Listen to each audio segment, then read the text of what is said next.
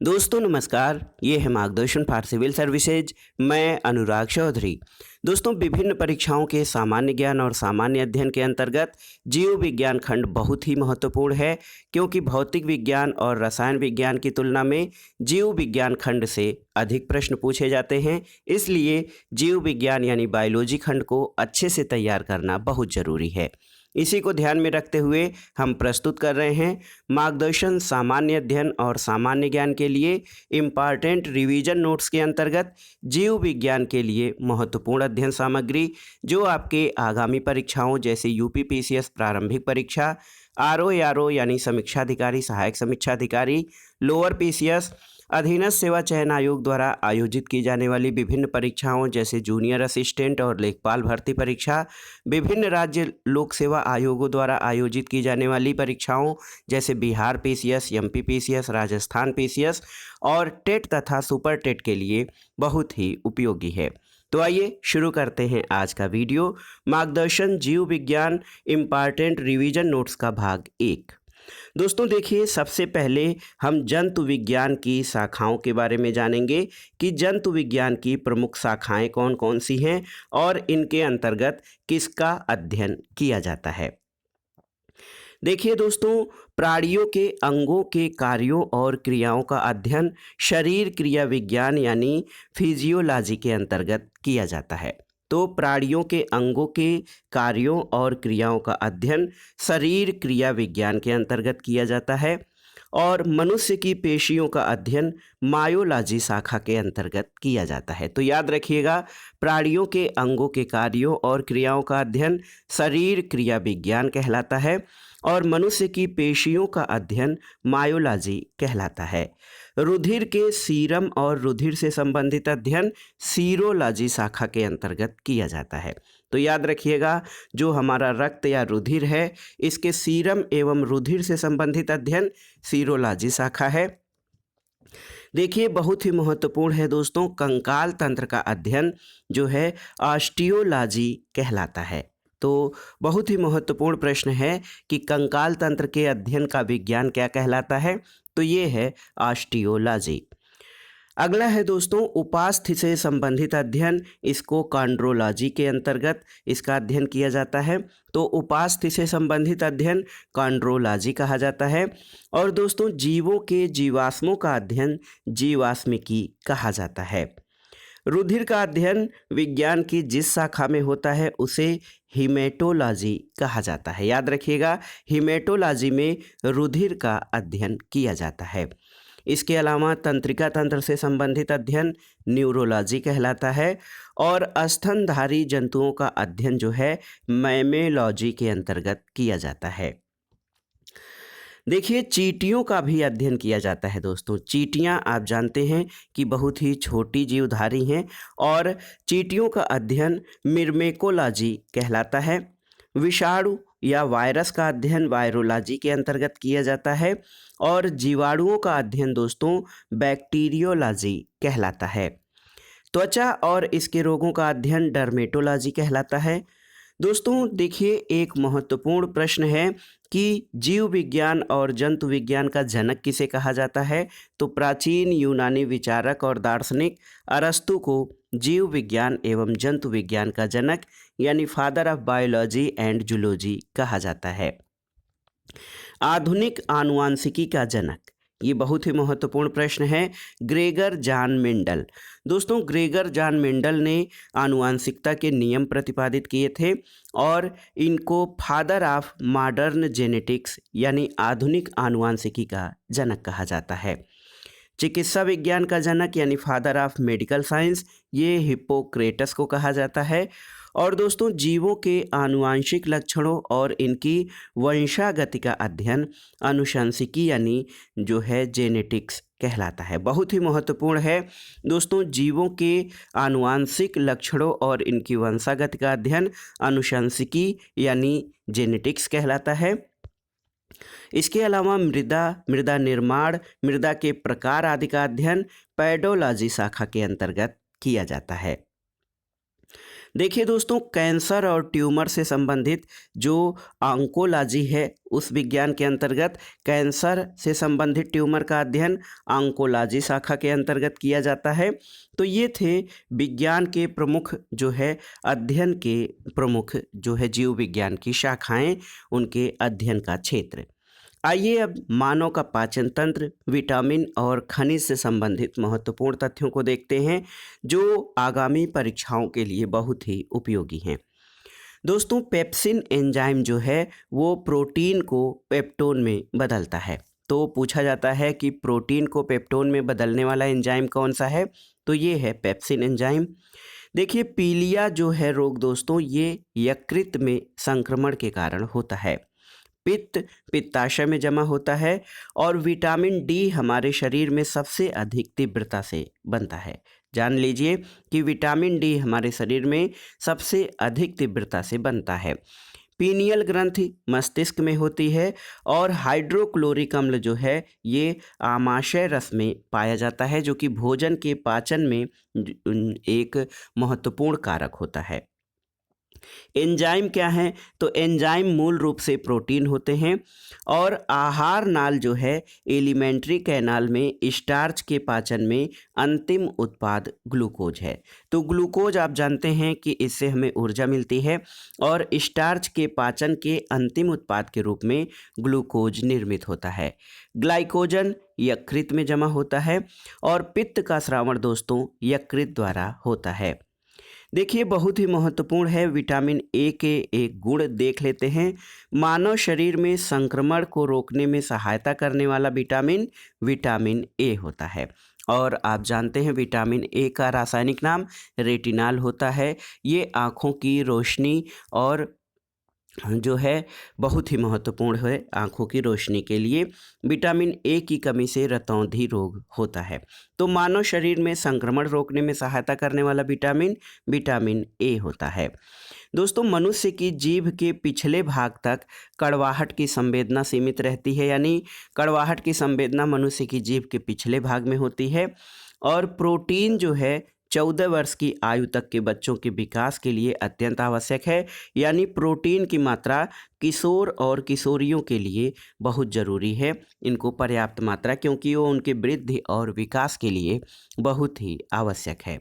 एक वयस्क मानव में सामान्यतः 12 चौवर्णक दांत दोस्तों, चबाने वाले दांत जो होते हैं ये लगभग सामान्यतः 12 होते हैं।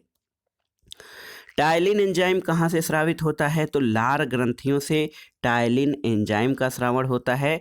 और दोस्तों देखिए, विटामिन B6 इसकी कमी से मानव में अरक्तता यानी रक्त क्षीणता होती है। तो ये कौन सा विटामिन है, विटामिन B6। और मानव शरीर में वसा ऊतक में जमा होती है।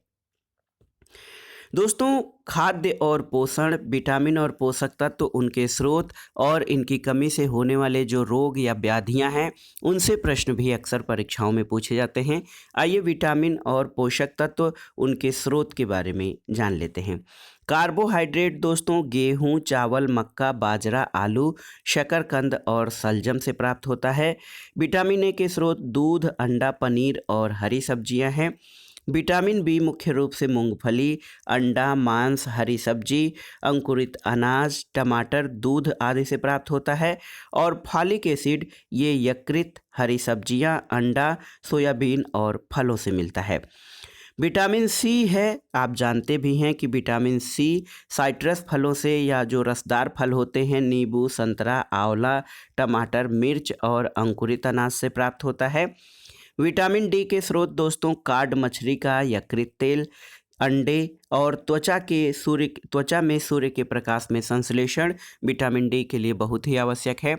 और लोगों को थोड़ी देर धूप लेने की सलाह इसीलिए दी जाती है कि विटामिन डी की पर्याप्त और संतुलित मात्रा बनी रहे। विटामिन ए के स्रोत दोस्तों अंकुरित गेहूं तथा अन्य अनाज, सब्जियां, अंडा और वनस्पति तेल हैं। और विटामिन के दोस्तों ये टमाटर, हरी सब्जियां और आंतों में भी उत्पन्न होता है। सोडियम जो तत्व है, सोडियम ये खाने वाले नमक से प्राप्त होता है और खाने वाले नमक का रासायनिक नाम NaCl होता है।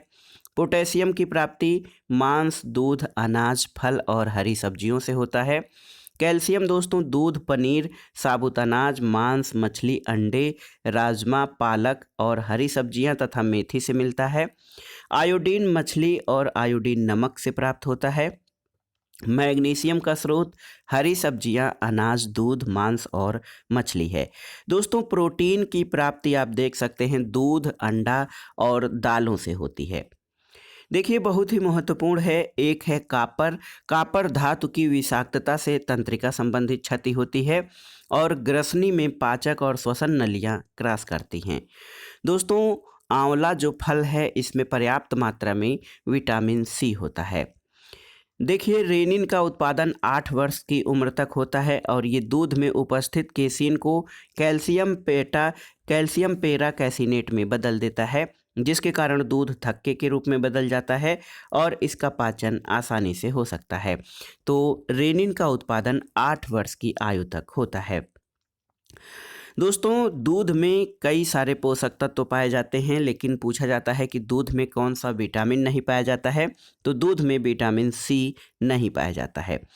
दोस्तों किसी एथलीट को तुरंत ऊर्जा देने के लिए या ऊर्जा के लिए कार्बोहाइड्रेट्स दिया जाना चाहिए और आप जानते हैं कि जब एथलीट्स जो होते हैं खेल में या किसी काम में जाते हैं या खेल के आने के बाद उनको ग्लूकोज, ग्लूकोन डी और केला आदि खाने को दिया जाता है, जिससे तुरंत कार्बोहाइड्रेट्स की आपूर्ति होती है। दोस्तों छिली हुई सब्जियों को धोने से विटामिन बी और सी निकल जाता है, जो हमारे शरीर के लिए बहुत ही आवश्यक है। प्लीहा यानी स्प्लीन को रेड ब्लड कार्पल्स यानी लाल रक्त कणिकाओं का कब्रिस्तान कहा जाता है। दोस्तों बच्चों के अंगों की अस्थियां विटामिन डी की कमी से कमज़ोर हो जाती हैं। देखिए हिस्टिडीन एमिनो अम्ल जो है ये मानव पोषण के लिए अर्ध अनिवार्य माना जाता है। मुख से निकली हुई लार यानी मंड जो स्टार्च है उसका पाचन करती है और ग्लूकोज शर्करा तत्काल ऊर्जा प्रदान करती है। हमारे शरीर में दोस्तों यकृत जो है ये सबसे बड़ी ग्रंथि है और यकृत का वजन लगभग 1.5 किलोग्राम यानी 1.5 किलोग्राम होता है। इंसुलिन ये पाचक एंजाइम नहीं है और पाचन क्रिया में प्रोटीन जो है एमिनो अम्ल में बदल जाता है और प्रोटीन मुख्यतः एमिनो अम्ल का ही संगठित रूप होता है। पाचन क्रिया में प्रोटीन एमिनो अम्ल में बदल जाते हैं।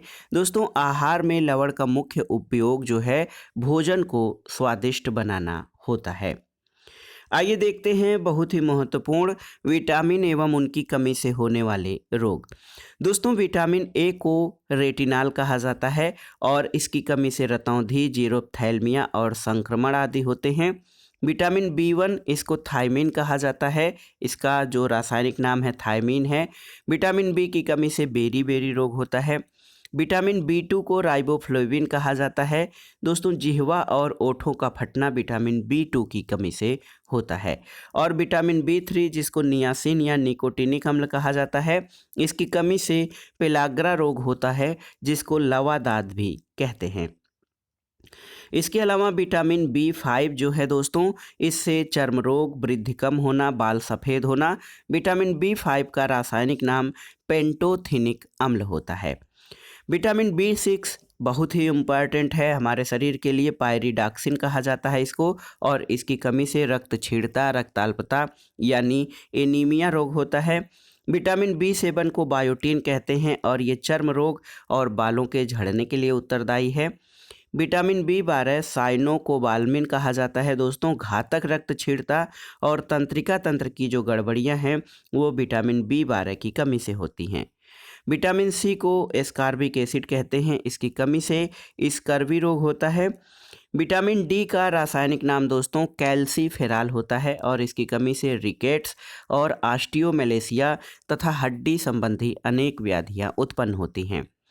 विटामिन ई को टेकोफेराल कहते हैं। जनन शक्ति का कम होना यानी जनन शक्ति की क्षीणता दोस्तों विटामिन ई की कमी से होता है। अंकुरित अनाज, अंकुरित गेहूं, यकृत, अंडे आदि विटामिन ई के महत्वपूर्ण स्रोत हैं। विटामिन के इसका रासायनिक नाम फिलोक्विनोन या नेफ्थोक्विनोन होता है और विटामिन के की कमी से रक्त का थक्का नहीं बनता है। फॉलिक एसिड दोस्तों ये एनीमिया और कुंठित वृद्धि के लिए बहुत ही अनिवार्य पोषक तत्व है। और फॉलिक एसिड की कमी से एनीमिया यानी रक्तक्षीणता या रक्त की कमी जैसे रोग होते हैं। दोस्तों विटामिन डी की कमी से होने वाला रोग रिकेट्स में शरीर की अस्थियां प्रभावित होती हैं। और दालें जो हैं प्रोटीन की उत्तम स्रोत हैं। रतौंधी विटामिन ए की कमी से होता है, जिसमें शाम के समय या दिन डूबने के समय प्रभावित व्यक्ति को दिखाई देना कम हो जाता है।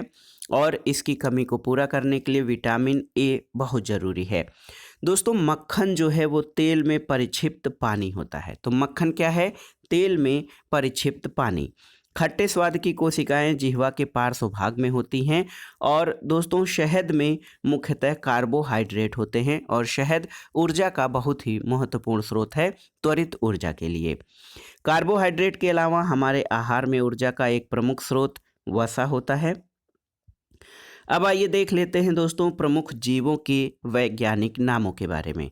गाय को बोस टॉरस कहा जाता है और बिल्ली का वैज्ञानिक नाम फेलिस कैटस है दोस्तों। कुत्ता को कैनिस फेमिलियरिस कहा जाता है और मेढक का जो जीव वैज्ञानिक नाम है राना टिग्रीना है। मनुष्य का होमो सेपियंस है। दोस्तों विटामिन बी की कमी से बेरी नामक रोग होता है, आप जानते हैं। और विटामिन बी12 में कोबाल्ट धातु उपस्थित होती है। खाद्य और पोषण के बाद आइए उत्सर्जन तंत्र के बारे में जानते हैं दोस्तों। स्वेदन या पसीना निकलना शरीर के तापमान को नियंत्रित करने के लिए महत्वपूर्ण होता है। और निर्जलीकरण जिसको डिहाइड्रेशन कहते हैं, इसके दौरान आमतौर पर शरीर से सोडियम क्लोराइड की हानि होती है और शरीर में जल की कमी हो जाती है। अपोहन दोस्तों डायलिसिस का प्रयोग गुर्दे की क्रिया को पूरा करने के लिए होता है। और मूत्र के स्रावण को बढ़ाने वाली औषधि को डाईयूरेटिक कहते हैं। मूत्र का असामान्य घटक एल्ब्यूमिन होता है दोस्तों। और देखिए वृक्क से पानी, वसा और विभिन्न अपचय कैटाबोलिक अपशिष्ट उत्सर्जित होते रहते हैं। और मूत्र का पीला रंग यूरोक्रोम की उपस्थिति के कारण होता है। गुर्दा यानी किडनी की क्रियात्मक इकाई को नेफ्रॉन कहते हैं। और प्रातःकालीन धूप से विटामिन डी प्राप्त होता है, तो इसलिए सुबह की धूप कहा जाता है कि बहुत ही जरूरी है। दोस्तों देखिए वृक्क, यकृत, फेफड़ा और त्वचा मुख्यतः उत्सर्जी तंत्र होते हैं। ये हमारे उत्सर्जन तंत्र के प्रमुख अंग हैं, वृक्क, यकृत, फेफड़ा और त्वचा। वृक्क में पाई जाने वाली पथरी कैल्शियम ऑक्जेलेट की बनी होती है, तो याद रखिएगा कैल्शियम ऑक्जेलेट वृक्क में पाई जाने वाली पथरी होती है। मनुष्य प्रतिदिन लगभग 1.5 लीटर यानी 1.5 लीटर मूत्र का त्याग करता है। और वृक्क के द्वारा मुख्यतः नाइट्रोजनी पदार्थों का उत्सर्जन किया जाता है। दोस्तों अब आइए देख लेते हैं प्रमुख रोग और उनसे प्रभावित अंगों के बारे में। देखिए मलेरिया से तिल्ली और लाल रक्त कोशिकाएं, लाल रक्त कणिकाएं प्रभावित होती हैं। नींद की बीमारी से मस्तिष्क, कालाजार से अस्थिमज्जा और पेचिश से आंतें प्रभावित होती हैं। दोस्तों टिटनेस से तंत्रिका तंत्र और मांसपेशियों को प्रभाव पड़ता है। और सिफिलिस ये जननांग को प्रभावित करने वाला रोग है। टाइफाइड से आंत और क्षय रोग से फेफड़ा प्रभावित होता है। डिप्थीरिया इससे श्वास नली जो है प्रभावित होती है। और प्लेग से फेफड़ा प्रभावित होता है। न्यूमोनिया से भी दोस्तों फेफड़ा प्रभावित होता है। कोढ़ देखिए, कोढ़ से तंत्रिका तंत्र और त्वचा प्रभावित होती है। और गोनोरिया से गुप्तांग प्रभावित होता है। दोस्तों एड्स जो है इससे व्यक्ति की प्रतिरक्षा प्रणाली कमज़ोर हो जाती है और कई रोग और व्याधियां उसको घेर लेते हैं। और पोलियो से रीढ़ और तंत्रिका तंत्र प्रभावित होता है। चेचक से संपूर्ण शरीर प्रभावित होता है। और रेबीज दोस्तों देखिए तंत्रिका तंत्र को प्रभावित करता है। ट्रैकोमा आँख को प्रभावित करने वाला रोग है।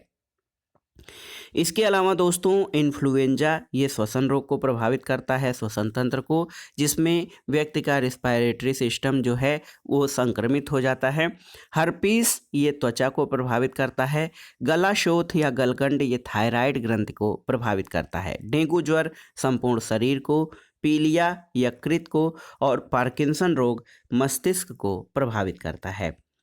दोस्तों देखिए, मूत्र में सामान्यतः क्या क्या होता है, तो 95% जल, 2% लवण, 2.7% यूरिया और अल्प मात्रा में यूरिक अम्ल पाया जाता है। तो मूत्र में सामान्यतः 95% जल, 2% लवण, 2.7% यूरिया और यूरिक अम्ल पाया जाता है। सबसे अधिक विषैला उत्सर्जी पदार्थ अमोनिया होता है।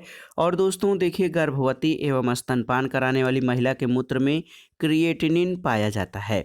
यूरिया का संश्लेषण यकृत में होता है और कीटों और पक्षियों का मुख्य उत्सर्जी पदार्थ यूरिक अम्ल होता है। तो देखिए, कीट और पक्षी यूरिक अम्ल का उत्सर्जन करते हैं। कंकाल तंत्र के बारे में जानते हैं दोस्तों। वयस्क मनुष्य में कुल 206 हड्डियां पाई जाती हैं और दूसरा कृंतक जो दांत होता है काटने वाला, हाथी के गजदंत के रूप में बदलता है। किसी पेशी में संकुचनशील प्रोटीन एक्टिन और मायोसिन होते हैं। तो दोस्तों, पेशी में प्रोटीन जो है एक्टिन और मायोसिन, ये संकुचनशील प्रोटीन है। दंत वल्क, दोस्तों इसको इंग्लिश में इनेमल कहा जाता है। इनेमल जो है मानव शरीर का सबसे अधिक कठोर होता है और ये दांत की बाह्य परत पर पाया जाता है। कीरेटिन ये त्वचा की परत को जल के लिए अभेद्य बनाता है। और कान में कुल 6 हड्डियां होती हैं। सपाट अस्थियां खोपड़ी में होती हैं और जोड़ों पर यूरिक एसिड क्रिस्टलों का एकत्र होना ये गाउट या गठिया रोग का कारण है। जानु फलक का दूसरा नाम जानविक या पटेला होता है। और दोस्तों, मानव शरीर में सबसे लंबी अस्थि उरु अथवा जांघ की अस्थि होती है, जिसको कि फीमर कहा जाता है। मानव शरीर में लगभग 656 मांसपेशियां होती हैं और मनुष्य के सिर में कुल 29 हड्डियां हाईओइड सहित होती हैं। मनुष्य में पसलियों की संख्या 24 है। और आप जानते हैं कि शरीर की सबसे छोटी हड्डी कान की हड्डी होती है, जिसका नाम है स्टेपीज। दोस्तों, पटेला घुटनों की अस्थि को कहते हैं और कार्पेल कलाई की अस्थि को कहा जाता है। हथेली की अस्थि को दोस्तों मेटाकार्पल कहते हैं और टार्सल जो होता है ये अस्थियां पैरों में पाई जाती हैं। देखिए, स्तनधारी जंतुओं में बाह्य कंकाल के उदाहरण क्या क्या हैं, तो याद रखिएगा, नाखून, बाल और खुर ये बाह्य कंकाल के उदाहरण हैं। और अस्थियां मुख्यतः कैल्शियम फास्फेट की बनी होती हैं। आइए परिसंचरण तंत्र से संबंधित कुछ महत्वपूर्ण तथ्यों को देख लेते हैं। दोस्तों, रक्त समूह या ब्लड ग्रुप्स की खोज कार्ल लैंडस्टीनर ने की थी। और हृदय शरीर का ऐसा अंग है जो कभी विश्राम नहीं करता है। रिसर्पिन नामक एल्केलाइड का प्रयोग उच्च रक्तचाप को कम करने में किया जाता है, तो याद रखिएगा रिसर्पिन। और फेफड़े से हृदय के लिए रक्त को ले जाने वाली रुधिर वाहिका को फुफ्फुस सिरा कहा जाता है। रक्त के थक्के जमने का कारण थ्राम्बिन होता है। आइए देखते हैं रक्त समूह और संभावित रक्त समूह। तो दोस्तों, रक्त समूह ए ब्लड ग्रुप जो होता है, इसमें प्लाज्मा में केवल बी एंटीबॉडी होती हैं और एंटीजन ए होता है। याद रखिएगा, बी ब्लड ग्रुप में एंटीबॉडी ए होता है और एंटीजन आरबीसी में केवल बी होता है। ए बी ब्लड ग्रुप है, इसमें कोई एंटीबॉडी नहीं होता है और एंटीजन ए बी दोनों होता है। और ओ ब्लड ग्रुप में ए या बी दोनों एंटीबॉडी हो सकते हैं और एंटीजन कोई नहीं होता है। देखिए दोस्तों, रुधिर स्कंदन फाइब्रिन प्रोटीन के द्वारा होता है और चिकित्सकों द्वारा प्रयोग किया जाने वाला स्टेथोस्कोप ध्वनि के परावर्तक सिद्धांत पर कार्य करता है। दोस्तों, हृदय की मरमर ध्वनि क्या कब होती है, तो ये वाल्व के सिकुड़ने के कारण होती है। और हीमोफीलिया एक आनुवांशिक यानी जेनेटिक्स रोग होता है। एक्यूपंचर, इसकी जो है एक्यूपंचर विधि में सुइयों के माध्यम से एक उपचार विधि एक्यूपंचर किया जाता है। और वयस्क मनुष्य के शरीर में लगभग 5 से 6 लीटर रक्त होता है। हृदय का कार्य रुधिर को शरीर के विभिन्न अंगों में पंप करना होता है और रक्त धारा में ऑक्सीजन ले जाने वाला प्रोटीन हीमोग्लोबिन होता है। दोस्तों, मानव हृदय में 4 कक्ष होते हैं, यानी 4 कोष्ठ होते हैं, 2 अलिंद और 2 निलय। और हीमोग्लोबिन में आप जानते हैं कि आयरन यानी लौह तत्व पाया जाता है। हिपैरिन, तो हिपैरिन की उपस्थिति में रुधिर वाहिनियों में रक्त जमता नहीं होता है, रक्त की जमना यानी क्लॉटिंग नहीं होता है। और ये हिपैरिन की उपस्थिति में पहला सफल हृदय प्रत्यारोपण CN बर्नार्ड ने किया था। और ईसीजी इलेक्ट्रोकार्डियोग्राफ दोस्तों हृदय गतिविधि को दर्शाता है। मनुष्य में शरीर में लौह तत्व की कमी से अरक्तता यानी एनीमिया हो सकती है। और सार्वत्रिक रक्तदाता यानी यूनिवर्सल ब्लड डोनर वे लोग होते हैं जिनका रुधिर वर्ग ओ होता है दोस्तों। मानव का 1 मिनट में जो हृदय है लगभग 72 से 75 बार हृदय स्पंदन होता है। और मानव शरीर का सामान्य रक्तदाब 120 से 180 मिमी पारा होता है, यानी ऊपरी सीमा 120 और निचला 80 मिलीमीटर पारे के बराबर होता है। गति प्रेरक या पेसमेकर हृदय से संबंधित व्याधियों में प्रयोग किया जाता है। और जब मानव हृदय में बाएं नीले का संकुचन होता है तो रक्त महाधमनी की तरफ जाता है। मानव शरीर में रक्त की अपर्याप्त आपूर्ति को इस्कीमिया कहते हैं। तो इस्कीमिया क्या है? मानव शरीर में रक्त की अपर्याप्त आपूर्ति, यानी ये हृदय संबंधी व्याधि है जब रक्त की आपूर्ति मानव शरीर को नहीं हो पाती है, इसको इस्कीमिया कहा जाता है। दोस्तों कणिकाओं यानी कार्पल्स के बिना रक्त के तरल अंश को सीरम कहते हैं। और हीमोग्लोबिन लाल रुधिर कणिकाओं का महत्वपूर्ण घटक होता है। विलियम हार्वे इन्होंने पहली बार रुधिर परिसंचरण की व्याख्या और खोज की थी। और रक्त में प्रतिस्कंदक पदार्थ हिपैरिन होता है जिसकी कमी से जिसके कारण रक्त का थक्का नहीं बनता है, यानी क्लॉटिंग नहीं होती है। दोस्तों रक्तदाब का नियंत्रण अधिवृक्क यानी एड्रिनल ग्रंथि करती है। मानव रुधिर क्षारीय होता है, इसका पीएच मान जो है पोटेंशियल ऑफ हाइड्रोजन 7.4 होता है। और आप जानते हैं जो पीएच मान 7 से अधिक जिसका होता है वो क्षार के श्रेणी में आता है। हाइपरटेंशन शब्द ये रक्तचाप बढ़ने के लिए प्रयोग किया जाता है। और अरक्तता ये फॉलिक एसिड की कमी से होता है। हीमोग्लोबिन में ग्लोबिन नामक प्रोटीन पाया जाता है और लौह तत्व पाया जाता है। और हीमोग्लोबिन के कारण ही मानव रक्त लाल होता है। दोस्तों मानव रक्त का लाल रंग हीमोग्लोबिन के कारण होता है।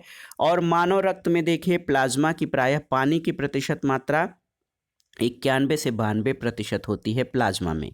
मानव की लाल रुधिर कणिकाओं की उम्र जो है 120 दिन होती है। और सर्वग्राही रुधिर वर्ग ए बी होता है, सर्वदाता ओ होता है। ल्यूकीमिया जिसको दोस्तों रक्त कैंसर कहते हैं, इसका लक्षण श्वेत रक्त कणिकाओं में असामान्य वृद्धि है। और आप जानते हैं कि श्वेत रुधिर कणिकाएं रोगाणुओं से हमारी रक्षा करती हैं, लेकिन ल्यूकीमिया रक्त कैंसर में श्वेत रक्त कणिकाओं की असामान्य वृद्धि ल्यूकीमिया होती है। हीमोग्लोबिन की अधिकतम बंधुता कार्बन मोनोऑक्साइड में होती है। आइए देखते हैं माता पिता के रक्त समूह और बच्चों में संभावित समूह तथा असंभावित समूह के बारे में। माता पिता का ब्लड ग्रुप ओ और ओ है तो बच्चों में संभावित ओ ब्लड ग्रुप होता है। और ए बी और ए बी असंभावित होते हैं, यानी जो है माता पिता दोनों का ब्लड ग्रुप ओ है तो बच्चों में अधिकतम संभावित ओ ब्लड ग्रुप होगा और ए बी और ए बी ग्रुप नहीं होंगे। माता पिता का ब्लड ग्रुप ओ और ए है तो ओ और ए संभावित ग्रुप हैं, बी और ए बी नहीं हो सकते। माता पिता का ओ और बी ब्लड ग्रुप है तो ओ और बी ब्लड ग्रुप होने की संभावना ज़्यादा है, ए और ए बी कम है।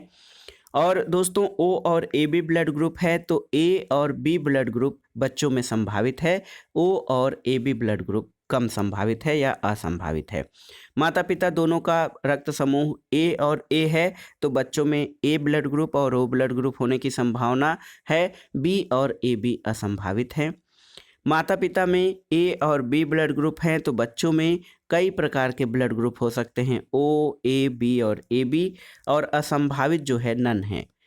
ए और ए बी ब्लड ग्रुप माता पिता के हैं तो बच्चों में ए ब्लड ग्रुप भी हो सकता है, बी भी हो सकता है और ए बी भी हो सकता है, लेकिन ओ नहीं हो सकता है। माता पिता दोनों के ब्लड ग्रुप बी और बी हैं तो बच्चों में बी और ओ ब्लड ग्रुप संभावित है, ए और बी ब्लड ग्रुप संभावित नहीं है। और माता पिता में बी और ए बी ब्लड ग्रुप है तो बच्चों में ए बी और ए बी ब्लड ग्रुप हो सकते हैं और ओ असंभावित है। और ए बी और ए बी माता पिता के ब्लड ग्रुप हैं तो बच्चों में ए बी और ए बी ब्लड ग्रुप संभावित हैं, जबकि ओ असंभावित रक्त समूह है।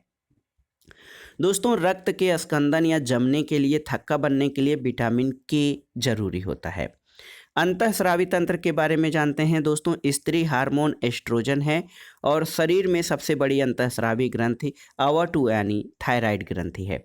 उत्तेजना के समय एड्रिनलिन हार्मोन अधिक मात्रा में उत्सर्जित होता है और अधिवृक्क ग्रंथि से एड्रिनेलिन और नार एड्रिनेलिन नामक हार्मोन निकलते हैं, जिससे संघर्ष या पलायन यानी फाइट हार्मोन कहते हैं। घेंघा रोग आप जानते हैं आयोडीन की कमी से होता है। और पीयूष ग्रंथि यानी जो पिट्यूटरी ग्रंथि होती है, इसको शरीर की मास्टर ग्रंथि भी कहा जाता है। दोस्तों, मानव में तापमान का नियंत्रण हाइपोथैलेमस ग्रंथि करती है और पुरुष में पुरुषत्व के लिए XY गुणसूत्र संयोजन उत्तरदायी होता है। इंसुलिन में जिंक तत्व पाया जाता है, बहुत ही महत्वपूर्ण है। और नरलिंग हार्मोन को एंड्रोजन के नाम से भी जाना जाता है। प्रमुख नरलिंग हार्मोन ये टेस्टोस्टेरॉन होता है। अब आइए तंत्रिका तंत्र के बारे में जानते हैं। नर्वस सिस्टम दोस्तों, जन्म के बाद मानव में तंत्रिका ऊतक में कोई कोशिका विभाजन नहीं होता है और वाणिज्यिक नाइट्रिक अम्ल रंगदार होता है, क्योंकि इसमें रंगीन अपद्रव्य मिश्रित होता है। सोडियम पंप का कार्य तंत्रिका आवेग में होता है। और देखिए, वर्णांध व्यक्ति जो होता है दोस्तों, जिसको लाल और हरे रक्त को पहचानने में समस्या होती है, वो रंगों के बीच भेद नहीं कर पाता है, विशेषकर लाल और हरे रंगों के बीच।